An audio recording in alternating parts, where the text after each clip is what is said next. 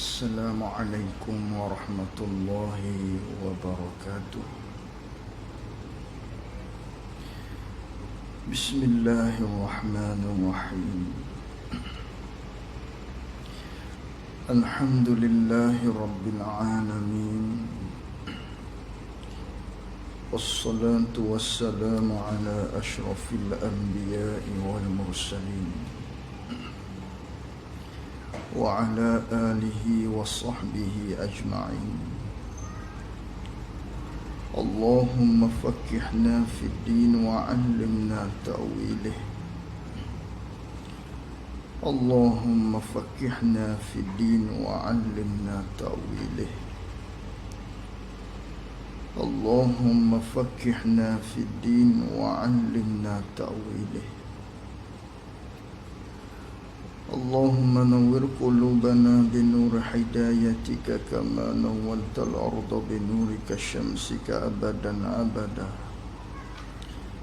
birahmatika ya arhamar rahimin. Rabbi shrah li sadri wa yassir li amri wahlul 'uqdatam min lisani yafqahu qawli. Allahumma salli wa sallim ala sayyidina wa maulana Muhammad. Kitab Taqribul Ikhwan yang Jawi muka surat 14, perenggan yang pertama. Qala al-muallif rahimahullahu ta'ala wa nafa'ana bi'ulumihi wa bi'ulumina fid darain amin.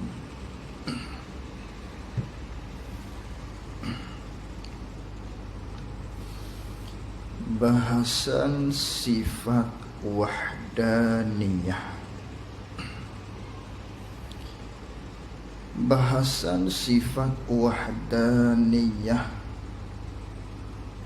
wajib juga kita iktiqad. Kata Tuhan itu satu jua,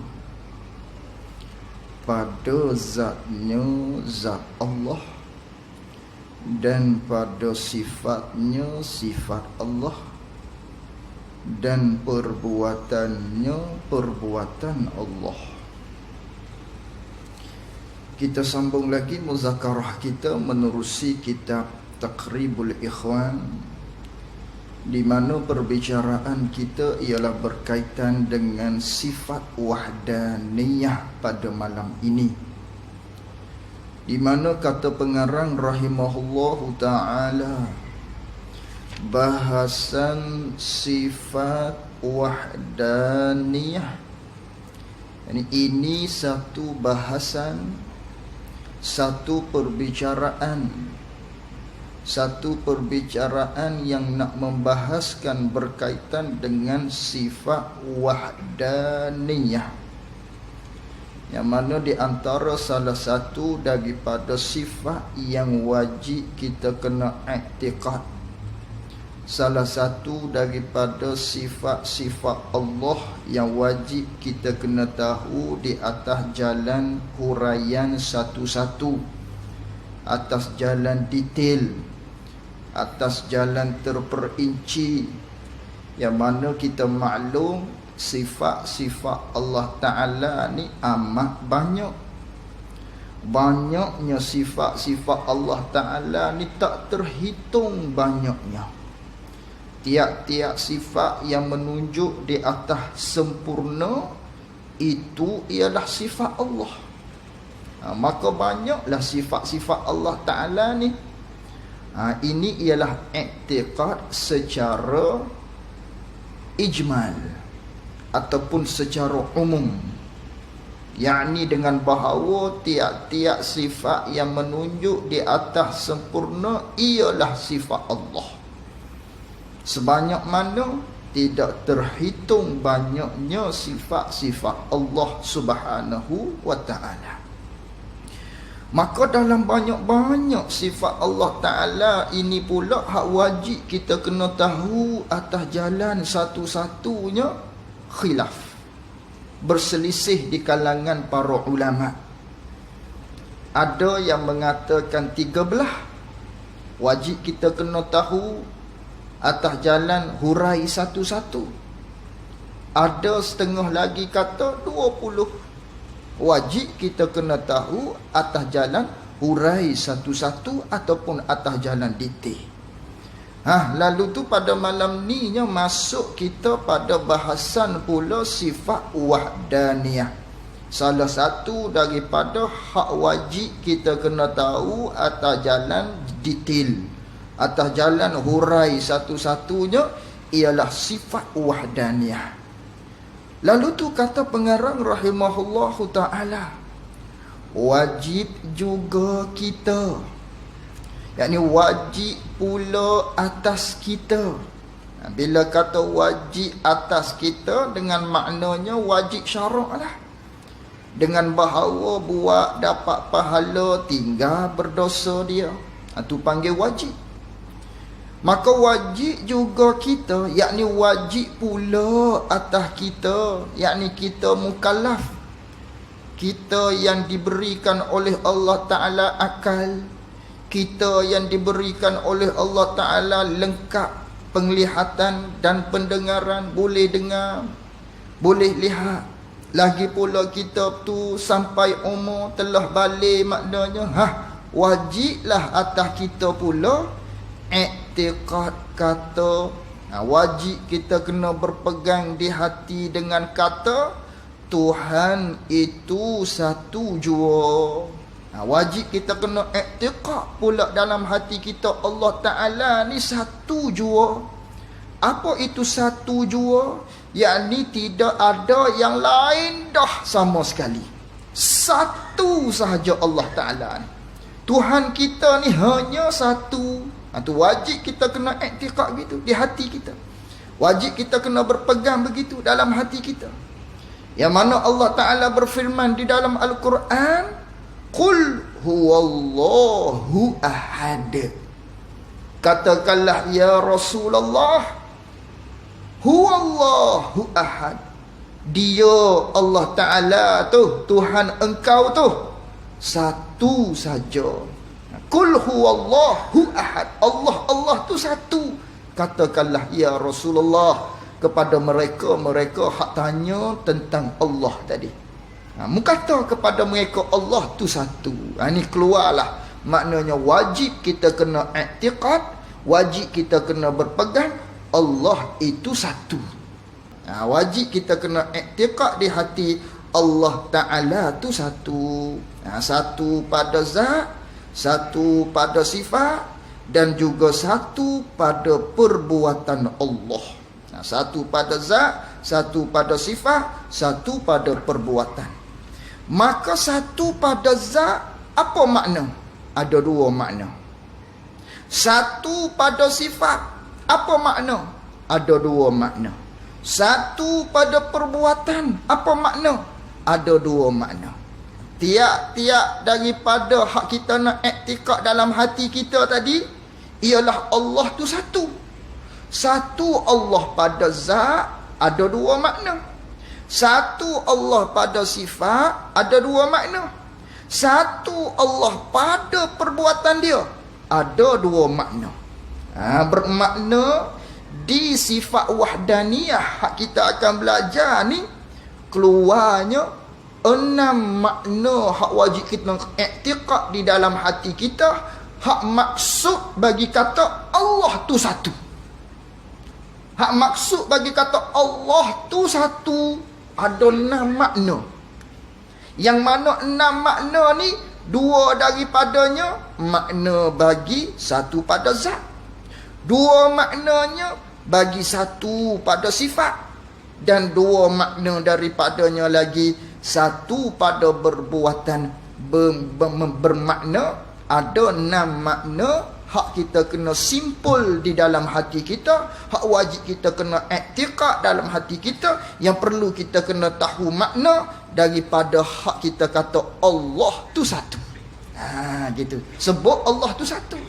I'tiqadnya Allah tu satu. Satu Allah Ta'ala ni makna macam mana? Oh, ada 6. Ada 6 makna. Baik, satu-satu. Maka satu pada zatnya zat Allah Ta'ala itu. Ayat ni, maka makna yang pertama, begitulah. Bagi orang yang ada kitab, supaya kita mudah faham. Yang mana kita bagi tahu tadi, satu pada zat ada 2 makna, satu pada sifat ada 2 makna, satu pada perbuatan ada 2 makna. Satu-satu. Maka makna satu zatnya, yakni maka makna yang pertama satu zatnya, yakni satu pada zatnya zat Allah Ta'ala tu. Makna hak pertama dulu, satu pada zat, ialah maknanya begini. Ialah ibarat. Ialah satu ibarat, satu tuturan, satu cakapan daripada ternafinya kam muttasil padanya pada zat. Satu pada zat, makna yang pertama ialah ibarat, satu cakapan, satu kinayah daripada ternafinya kam muttasil padanya pada zat. Yakni ternafi dengan maknanya bukan, tidaknya kam muttasil padanya pada zat Allah. Apa tu kam muttasil pada zat Allah? Tu istilah. Apa makna? Iaitu ternafi kam muttasil pada zat ni, maknanya begini. Bukan zatnya zat Allah. Ini makna kam muttasil. Ternafi kam muttasil dengan maknanya bukan zatnya zat Allah Ta'ala ni. Zat Allah Ta'ala ni bukan yang bangsa, yang jenis dapat difardu. Zat Allah Ta'ala ni bukan jenis boleh difardu, boleh dibuat kata, boleh dikalau, boleh difardu, boleh dibuat kata, dikalau, dibuat misal. Dibuat misal macam mana? Dikalaukan macam mana? Boleh dibahagi dengan beberapa juzuk. Bukan. Zat Allah Ta'ala ni bukan jenis satu zat yang boleh kita nak fardukan di hati, yang boleh kita nak kalaukan di hati, yang boleh kita nak silaukan di hati. Zat Allah ni boleh dibahagi-bahagi, boleh dikerak-kerak dengan beberapa juzuk-juzuk. Juzuk-juzuk ni seperti 2 juzuk misalannya, hak paling kurang. Maka tidak begitu katanya. Bukan begitu. Ini makna satu pada zat, makna yang pertama. Satu pada zat, makna yang pertama ialah zat Allah ni. Hak kita i'tiqad Allah tu satu. Satu pada zat, makna yang pertama dengan bahawa zat Allah bukanlah sejenis zat yang boleh kita nak kalaukan di hati kita. Zat Allah Ta'ala ni berapa juzuk dia? Bukan. Dengan maknanya zat Allah Ta'ala tidak bersusun daripada beberapa juzuk-juzuk. Begitu.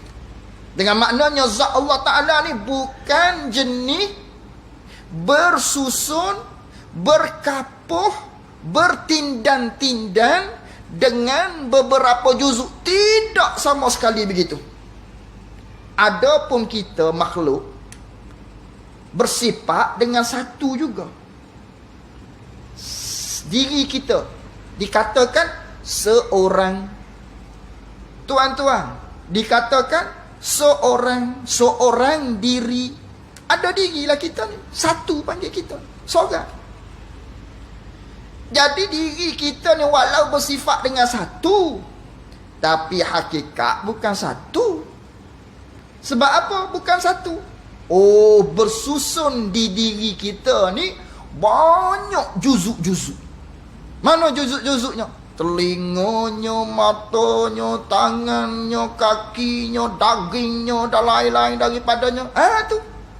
Walau nama satu, tapi tidak satu pada hakikat. Tidak satu pada makna. Tidak satu hak senguti. Kerana satu kita ni bersusun, bertindan-tindan dengan banyak juzuk di kita. Contoh lain, lembu. Kita nak kurban. Manakala kita nak kurban, berapa ekor? Oh, seekor sudahlah, contohnya. Jadi dah seekor tadi tu kita nak kurban, ambil satu bahagian. Jadi sembelihlah lembu tadi. Hak seekor lembu tadi tu, berapa kilo kita dapat dagingnya? Oh, hak ni dibahagikan dapat 11 kilo seorang, contohnya. Kamu 11 kilo, aku 11 kilo. Hari tadi kata satu. Sekarang jadi banyak dah. Kerana apa? Kerana terdiri daripada beberapa juzuk-juzuk. Walau dikatakan satu ekor lembu. Lembu tu satu. Tapi banyak juzuk di dia. Dengan daging-dagingnya. Dengan apa lagi? Banyaklah juzuk-juzuk bagi lembu tadi. Samalah macam kita. Sebuah kereta, satu kereta. Adakah satu hakiki? Tidak. Terdapat padanya banyak-banyak juzuk. Boleh direlai-relaikan. Boleh dibuang-buangkan. Boleh dicabut, boleh ditanggal-tanggalkan. Pintunya, tayarnya, oh banyak. Kemudian di pintu tu pula boleh kerak lagi. Kita pun sama. Satu, tapi tidak satu pada hakikat. Kerana kita ni satu, kita bersusun daripada beberapa juzuk. Di tangan, katakan di tangan saja boleh kerak pula tangan kita ni dengan beberapa juzuk-juzuk yang banyak pula boleh. Dalam hak tubuh kita ni satu, tak nama satu dah. Kemudian di tangan saja ni banyak juzuk lagi sini ni. Kalau kata mata tu pula banyak juzuk lagi, boleh dibelah, boleh dikerak. Zat Allah Ta'ala tidak boleh kita nak fardukan di hati kita, nak belah, nak kerak.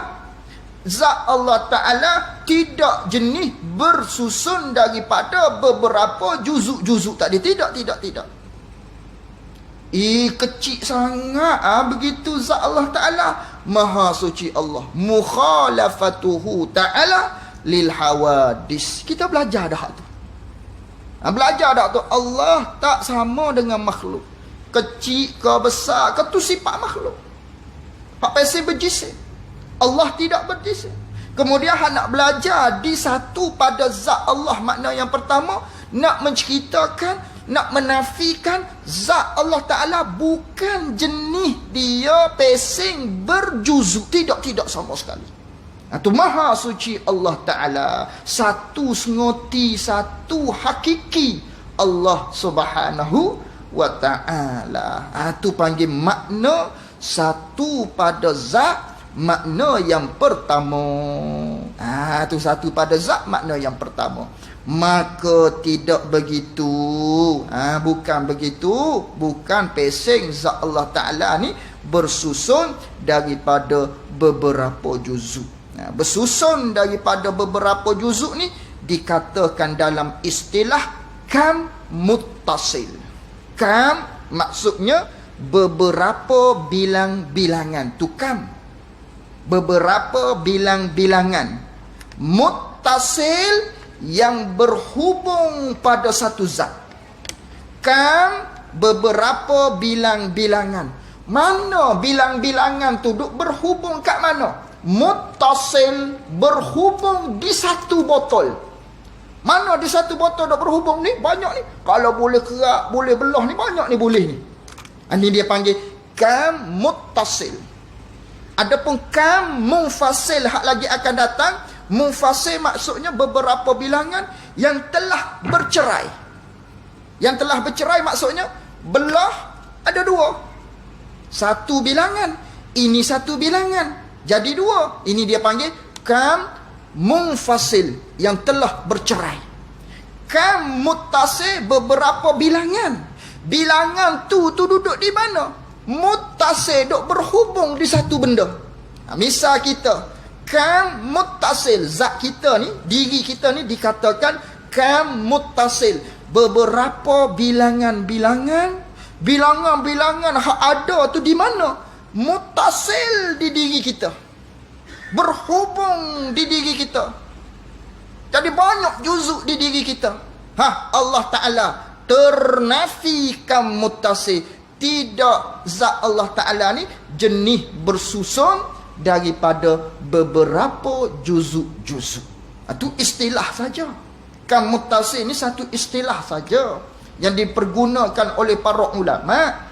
Hak perlu kita fahamnya makna dia tadi tu. Apa dia makna dia? Makna satu zat, makna yang pertama bagi satu pada zat Allah ialah dengan makna zat Allah Ta'ala bukan jenis bersusun daripada beberapa juzuk-juzuk. Tak boleh. Bukan jenis boleh kita nak fardu. Zat Allah Ta'ala ni contoh saja. Zat Allah Ta'ala ni berapa juzuk zat dia ni. Kalau kerak boleh berapa maknanya juzuk-juzuk. Bukan pesen itu. Bukan sebagaimana hak lembu tadi tu. Satu juga lembu tu. Nak contoh, lembu tadi satu. Tapi boleh kita fardukan di hati kita. Boleh kita kalaukan di hati kita. Walau dikatakan satu lembu. Kalau kita cincang, kalau kita belah, kalau kita kerak, banyak ni juzuk-juzuk dia boleh kita dapat ni. Kalau kata-kata tadi, hak daging tadi, boleh ni 10 kilo ni daging ni. Boleh ni 11 kilo seorang satu bahagian ni. Itu boleh kita fardukan. Walaupun kita kata seekor satu lembu, tapi boleh kita nak fardukan, nak kalaukan berapa boleh di lembu tadi dapatnya. Kerana di lembu tadi telah bersusun daripada beberapa juzuk. Sebab tu boleh kita kalau berapa bahagian boleh ni daripada lembu tadi, berapa kilo boleh, kerana bersusun dia. Zat Allah Ta'ala bukan passion tu, bukan jenis tu, bukan jenis hak boleh kita nak fardu, hak boleh kita nak kalau di hati kita dengan belah bahagi. Tidak sama sekali. Itu zat Allah Ta'ala. Bermakna tidak jenis besar, tidak jenis kecil. Itu zat Allah Ta'ala tu satu, tidak bersusun daripada beberapa juzuk-juzuk. Tidak sama sekali. Maha suci Allah Subhanahu wa Ta'ala. Kecil sangat, halus sangat. Maha suci Allah. Mukhalafatuhu Ta'ala lil hawadis. Itu makna satu pada zat, makna yang pertama. Itu dikatakan kam muttasil. Maka ternafilah kam muttasil tadi. Maka tidak begitu. Begitu. Maka benda yang dapat dibahagi itu, maka benda-benda hak boleh dibahagi itu, dibahagi-bahagi, dibelah, dikerak ni, dinama akan dia, akan benda yang boleh dikerak, yang boleh dibelah ni, nama dia jisim. Lagu tu macam tu nama jisim. Boleh dibelah, boleh dikerak. Kalau tak boleh nak belah, tak boleh nak kerak, belajar dah hari tu. Nama dia apa? Jisim juga. Tapi jisim firik, jauhar firik, telah kita belajar dah. Apa tu jauhar firik? Benda yang halus sangat, nak belah tak boleh, nak kerak. Tidak sama sekali. Allah tidak berjisim. Allah tidak berjisim. Maka benda yang dapat dibelah ni dinamakan jisim.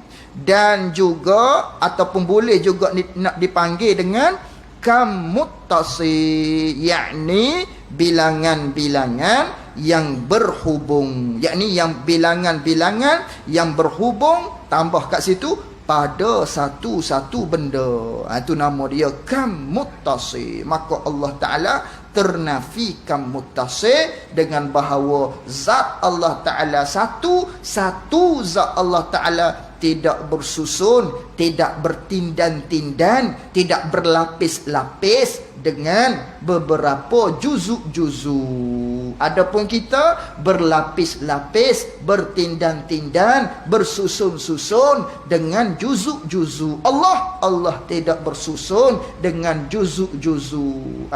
Maka salahlah hak kata ada mata lah, ada kaki lah, ada tangan lah. Ada lah begitu tu. Kalau kata begitu, Allah bersusun daripada juzuk-juzuk.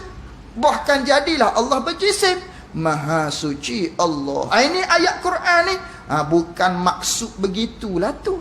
Bukan maksud begitu. Kerana ayat Al-Quran ni ada yang perkara-perkara yang mutasyabihat, yang kesamaran. Maka di sinilah kita perlu diadukan dengan ayat yang tidak ada kesamaran. Apa dia ayat yang tidak ada kesamaran? Allah tu satu. Laisa kamislihi syai'. Allah tidak sama dengan apa-apa. Ini ayat yang tidak kesamaran. Habis kat situ. Itu wajib kita i'tiqad. Allah tu satu. Itu satu makna yang pertama. Hak pada zat. Hak makna yang kedua pula. Dan diibaratkan. Bagi hak ada kitab titik situ tu, titik tu, noktah. Dan diibaratkan. Diibaratkan ni kita ambil permulaan ayatnya hak atas sana. Maka satu zatnya, ambil ayat tu. Maka makna yang kedua, begitu. Maka satu zatnya, jadi maka makna yang kedua, satu pada zatnya, zat Allah Ta'ala, ialah, baru masuk kitab, ialah diibaratkan. Satu pada zat, makna yang kedua ialah diibaratkan. Satu ibarat daripada ternafikan munfasih.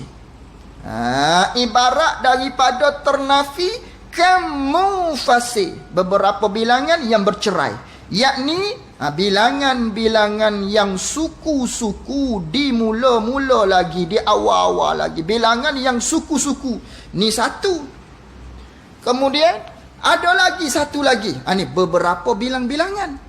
Beberapa bilang-bilangan ni dia bukan muttasil, bukan duduk berhubung satu. Dia tidak berhubung, dia bercerai. Munfasil, bercerai. Muttasil, kan kita belajar kan dalam apa tajwid ni. Ni munfasil, munfasil ni bercerai. Muttasil berhubung, munfasil bercerai. Maka zat Allah Ta'ala ternafikan munfasil dengan makna zat Allah Ta'ala bukan sejenis zat yang ada dua. Begitu. Maknanya satu saja zat Allah Ta'ala. Bukan dua, bukan tiga, bukan empat, bukan lima. Bukan. Hak ni kita faham lah. Hak makna yang kedua ni mudah. Makna yang kedua ni kita segera faham dah. Bila kita kata satu, bukan dua, bukan tiga, bukan empat. Kita ni, diri kita ada berapa? Satu. Seorang sahaja yang bernama Ikhwan. Hak rupa macam ni. Hak diri saya, nafsu diri saya ni, roh hak ni satu saja. Bukan dua, bukan tiga, bukan empat. Ni kita faham lah. Kalau kata satu, bukan dua, bukan tiga, bukan empat. Hak ni makna yang kedua. Makna yang kedua, satu pada zat, ialah dengan maknanya ternafikan munfasil, iaitu bilangan-bilangan yang suku-suku di mula-mula lagi, di awal-awal lagi. Dengan bahawa begini, dengan bahawa ada Tuhan, ada Allah Ta'ala itulah. Yang satu lagi,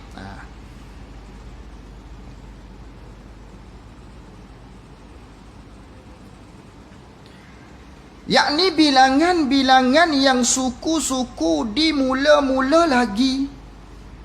Bilangan yang suku-suku di mula-mula lagi ni dengan bahawa ada Tuhan yang satu lagi menjadi dua dengan dia, dengan Allah. Maka tidak, yakni tidak macam tu. Ada Tuhan satu lagi menjadi dua dengan Allah. Maka tidak macam tu. Allah hanya satu sahaja. Zat Allah ni hanya satu sahaja. Itulah dua makna bagi wahdaniyah pada zat. Biar kita nampak tu.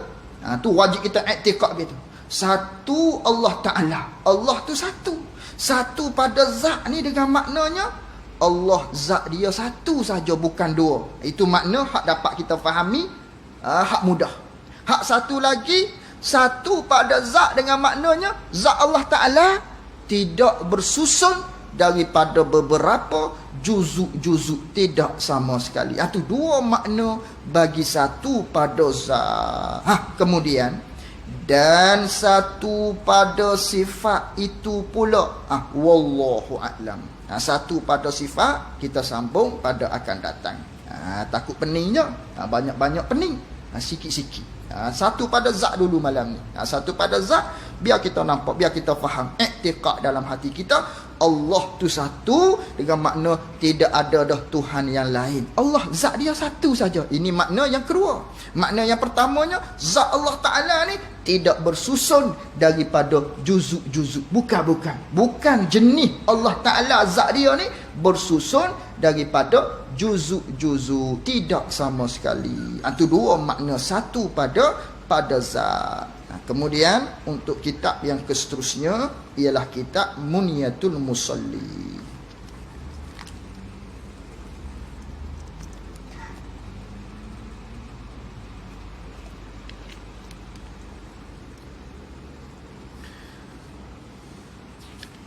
Muka surah Jawi, kitab Jawi muka surat 18. Qala al-muallif rahimahullahu ta'ala. Kemudian membaca daripada sembahyang subuh dan maghrib, baca la ilaha illallah wahdahu la syarikalah lahul mulku wa lahul hamdu yuhyi wa yumit wa huwa ala kulli syai'in qadir. Ini kesinambungan kita pada perkataan yang lepas, perkara-perkara yang sunat kita lakukan setelah mana selesai kita daripada menunaikan sembahyang. Apakah perkara-perkara yang sunat kita kerjakan setelah mana kita selesai solat? Assalamualaikum warahmatullahi. Assalamualaikum warahmatullahi. Habis dah solat. Apa benda hak sunat kita buat? Yang pertama hari itu, iaitulah kita baca Bismillahillazi la ilaha illa huwar rahmanur rahim, Allahumma azhib annil hamma wal hazan. Itu satu.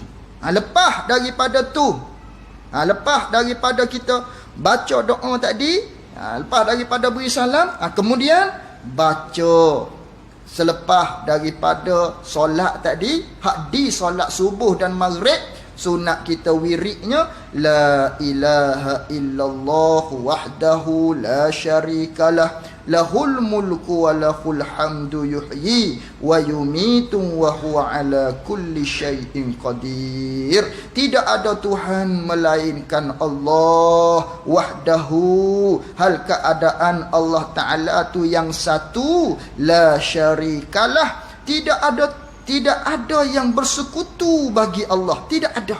Lahul mulk, bagi Allah Ta'ala sahajalah kerajaan, yang sebenar-benar kerajaan hanya Allah. Walahul hamd, dan bagi Allah Ta'ala sahaja segala kepujian, orang lain tidak berhak mendapat kepujian, hanya Allah Ta'ala sahaja. Yuhyi, Allah Ta'ala ni pula yang menghidupkan. Wa yumit, Allah Ta'ala ni jugalah yang mematikan. Wa huwa ala kulli syai'in qadir. Bermula Allah Ta'ala itu yang bermula Allah wahwa, dan dialah Allah Ta'ala ala atas tiap-tiap sesuatu itu maha kuasa. Sunat kita baca selesai daripada kita menunaikan solat, selesai daripada tu di solat subuh dan maghrib, sunat kita baca zikir tadi, sunat kita baca 10 kali. 10 kali di subuh dan maghrib. Adapun di Zuhur, Asar dan juga Isyak 3 kali. Adapun hak subuh dengan Maghrib datang warid daripada Nabi 10 kali. La ilaha illallah wahdahu la syarikalah, hinggalah akhir tadi 10 kali. Apa kelebihannya? Terhapus kejahatan kita manakala kita baca hak ni. Dinaikkan darjat kita manakala kita baca hak zikir tersebut. Itu sunat kita baca. Nak azan dulu kah? Sila.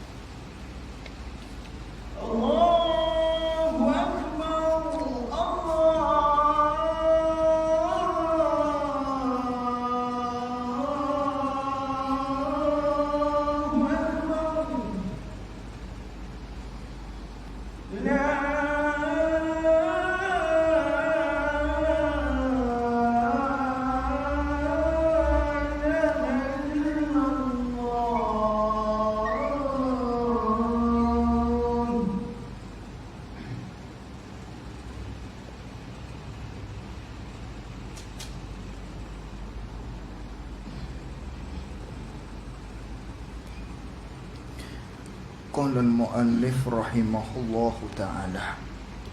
Baik, di antara perkara-perkara yang sunat kita lakukan setelah mana selesai daripada kita menunaikan satu-satu sembahyang, selesai daripada beri salam, Assalamualaikum warahmatullahi, Assalamualaikum warahmatullahi. Di antaranya, lepas daripada kita baca doa, sapu maknanya di muka kita tadi, lepas daripada tu baca la ilaha illallah wahdahu la syarikalah lahul mulku wa lahul hamdu yuhyi wa yumit wa huwa ala kulli syai'in qadir 10 kali. Kerana datang riwayat daripada Nabi, man qala, siapa-siapa yang kata, siapa-siapa yang berzikir sebelum qabla an yansarifa, sebelum daripada dia berpaling. Jangan berpaling lagi. Ni hak awal-awal setelah mana kita beri salam ni, jangan berpaling lagi. Jangan kita berpaling lagi kepada makmum ke, ataupun memalingkan badan kita ke. Hal keadaan kaki kita tu masih dalam keadaan seperti kita sembahyang tadi. Ni nak dapatkan kelebihan ni. Yang mana datang warid macam tu. Jadi siapa-siapa yang baca la ilaha illallah hingga akhir tadi, hal keadaan tak berpaling lagi, kakinya dalam keadaan sebagaimana kita berada di tahiyat akhir, baca hak ni 10 kali, Nabi kata kutibalahu, dicatat oleh Allah Ta'ala bagi orang tersebut tiap-tiap satu hak dia baca tu 10 kebaikan, diberikan oleh Allah pahala, dan dihapuskan oleh Allah Ta'ala kepada yang membaca tadi 10 kejahatan tiap-tiap kali dia baca. Dan diangkat oleh Allah Ta'ala bagi orang yang baca tadi 10 darjat di sisi Allah Subhanahu wa Ta'ala. Itu kelebihan kita baca zikir tersebut setelah mana kita selesai daripada sembahyang. Dan dibaca dan kemudian daripada zikir hak tersebut tadi, la ilaha illallah hingga akhir. Lepas daripada tu baca pula Astaghfirullahalazim, istighfar 3 kali. Biasanya kita istighfar dulu baru baca hak tadi. Ikutlah hak ni susunan ulama, mana-mana susunan pun sama. Kerana ini datang daripada Nabi dengan jalan tidak ada tertib. Ni hadis lain.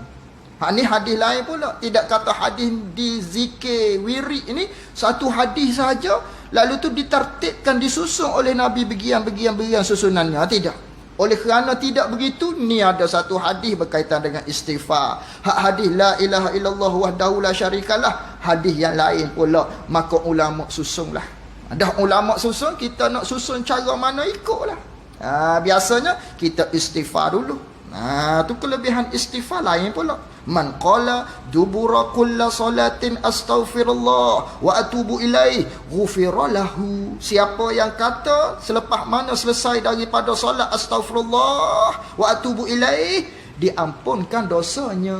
Itu kelebihan kita baca astaghfirullah, berzikir dengan astaghfirullah setelah mana kita selesai daripada solat. Kemudian dibaca seseorang yang selesai daripada sembahyang, Allahumma antas salam, ya Allah, engkaulah Allah Ta'ala ni as-salam, engkaulah yang mempunyai nama bagi as-salam. Itu setengah daripada nama Allah lah. Kita seru dengan nama Allah yang bernama as-salam, kerana kita nak minta setelah daripada zikir ni ialah nak minta kesejahteraan pada diri kita. Oleh kerana kita nak minta kesejahteraan pada diri kita, kita seru nama Allah, nama as-salam tadi. Allahumma antas salam, ya Allah, engkaulah yang mana yang as-salam, engkaulah yang bernama as-salam. Allah Ta'ala ni mempunyai nama as-salam yang memberi kesejahteraan. Wa minkas salam, dan daripada engkau sahajalah kesejahteraan. Engkau sahaja hak boleh beri keselamatan kepada kami. Fahayyina, maka oleh yang demikian wahai Allah, fahayyina rabbana bisalam, berikanlah kepada kami, hidupkanlah akan kami ni wahai Tuhan kami dengan keselamatan, dengan kesejahteraan. Berilah kepada kami kesejahteraan ya Allah. Wa adkhilnal jannah, engkau masukkanlah kami ya Allah akan syurga. Syurga tu apa? Darussalam, negeri yang selamat, negeri yang sejahtera. Syurgalah negeri hak selamat betul-betul, hak sengoti-sengotinya selamat ialah syurga. Tabarakta ya zal jalali wal ikram. Allah Ta'ala tu yang maha berkat, yang empunya bagi kebesaran dan yang empunya bagi kemuliaan. Atu Allahumma antas salam wa minkas salam wa ilaika ya'udus salam fahayyina rabbana bis salam wa adkhilnal jannata darussalam tabarakta rabbana wa ta'ala ya zal jalali wal ikram. Itu sunat kita baca begitu. Dan dibaca pula ayat kursi. Sunat baca ayat kursi. Ini kelebihannya. Apa ayat kursi ni? Siapa yang baca ayat kursi dipelihara oleh Allah Ta'ala pada setiap kali dia baca, sehinggalah solat yang seterusnya dijaga oleh Allah. Riwayat yang lain, siapa yang baca ayat kursi setelah mana selesai daripada sembahyang, kalau dia mati pada hari itu, tidak ada dinding lagi melainkan syurga baginya. Itu besar baca ayat kursi setelah mana kita selesai daripada tiap-tiap kali kita selesai daripada solat fardu. Dan baca pula syahidallah hingga akhirnya. Bacalah syahidallah hingga akhir tu ayat dia tu. Dan mengucap pula subhanallah 33 kali. Subhanallah 30 kali, bukan 33 kali tertinggal tu. Dan alhamdulillah 30 kali, yakni 33 kali. Itu dalam kitab Jawi tu dia hilang huruf 33 kali. Dan Allahu Akbar 30 kali, yakni 33 kali juga Allahu Akbar. Jadi 33 jadi 99. Nak himpun pun tak apa. Subhanallah walhamdulillah Allahu Akbar. Subhanallah walhamdulillah Allahu Akbar. Boleh juga. Nak suku-suku pun boleh. Subhanallah, subhanallah, subhanallah. Boleh juga. Ikutlah. 33. Kemudian cukupkan jadi 100 dengan dibacanya la ilaha illallah wahdahu la syarikalah lahul mulku wa lahul hamdu yuhyi wa yumit wa huwa ala kulli syai'in qadir. Jadi 100. Apa fadilatnya? Ampun dosa juga. 33 jadikan 100 dengan la ilaha illallah wahdahu la syarikalah lahul mulku wa lahul hamdu yuhyi wa yumit wa huwa ala kulli syai'in qadir. Jadi 100. Kelebihan dia ampun dosa oleh Allah. Rugilah kalau kita tinggal. Bukan maknanya kalau kita sibuk sekalipun jangan kita tinggal. Bangunlah. Nak pergi mana-mana pun sibuk, nak pergi, nak kejar apa satu benda pekerjaan kita. Maka dalam keadaan kita berjalan, dalam keadaan kita duduk dalam kereta, jangan tinggal ni. Begitu. Tu dia. Baik, kemudian dan dibaca lagi Allahumma la mani'a lima a'taita wa la mu'tiya lima mana'ta wa la yanfa'u zal jaddi minkal jaddu. Ini jarang kita baca. Ini pun ada hadis daripada Nabi sallallahu alaihi wasallam. Banyaklah zikir-zikir yang lain hanya dimuatkan di dalam kitab kita itu sahaja. Kemudian dibacanya doa wallahu a'lam wa ilmuhu wa atam jazakumullahu khairal jazaa. Assalamualaikum warahmatullahi wabarakatuh.